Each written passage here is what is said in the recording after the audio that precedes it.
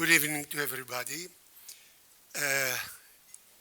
Your Eminence, Your Eminences, ladies and gentlemen, I would like to say that although it was a tiring day, full of obligations, on top of a wave of obligations actually, I would like to thank our dearest friends, Athanasios and Marina Martinos, to whom I'm very grateful, not only because they are the people they are, the way they think, the way they behave, but also because these are, how can I say, in quotation marks, protectors of the culture.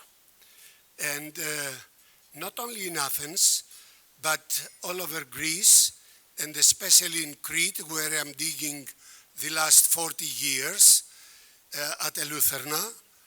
And what is most important is that anytime anybody needs help, Marina and Thanasis are there, especially for our great task to bring also the marbles back to Athens on the third floor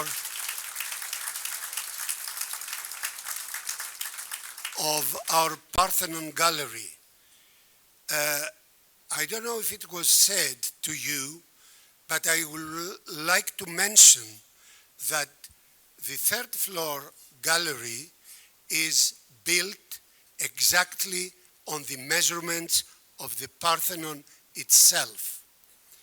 And wherever you can put all the best way you can light them with LED lights or whatever, either in the United States or in London or in Australia, in the best museum of the world, nobody will ever have an experiential way of looking at things. 280 meters away, you can see the monument. You can see actually the body from where all these pieces were scattered around as Corpus Christi, I would say, and we want them back to be united under this roof, looking at our pride, which is actually not only the pride of the Greeks, it is the pride of the humanity. It is not only for us.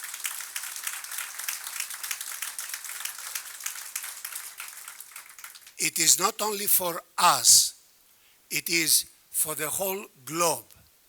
Because I wanted to mention something, and I'm sorry to keep you late from your dinner, but I wanted to say that Pericles and Phidias were clever enough, and in the first time in the history of ideas, they thought, they conceived the concept, and designed and executed a parade, actually, the Panathenaea, the parade for the birthday of Athena, and until their time, until the mid of the 5th century, all the temples, either Doric or Ionic, they had and they presented, they depicted only mythological themes, Amazonomachias, Centauromachias, the birth of Athena, the conflict of the gods and the giants, but never thought to have a representation of their own time, and especially to be executed and put on this magnificent monument.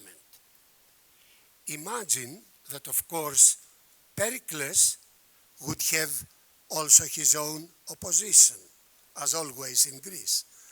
But imagine that he does not put the frieze of the Parthenon outside with the metopes or with the pediments, but inside on the top of the wall of the cella. What is represented there? It is actually the Athenian democracy, where in a man's world you can see also women participating. You can see all the three classes, aristocrats and thetes and all the others, together. 380 people are represented in the whole 160 meters of the frieze, animals and horses as well, and so on. And what does he do? He puts the frieze on top of the Parthenon, on top of the cella, for about 12 to 14 meters high, where no people could recognize this.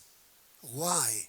Because he wanted his democracy to be under and for the eyes of the gods. Thank you very much.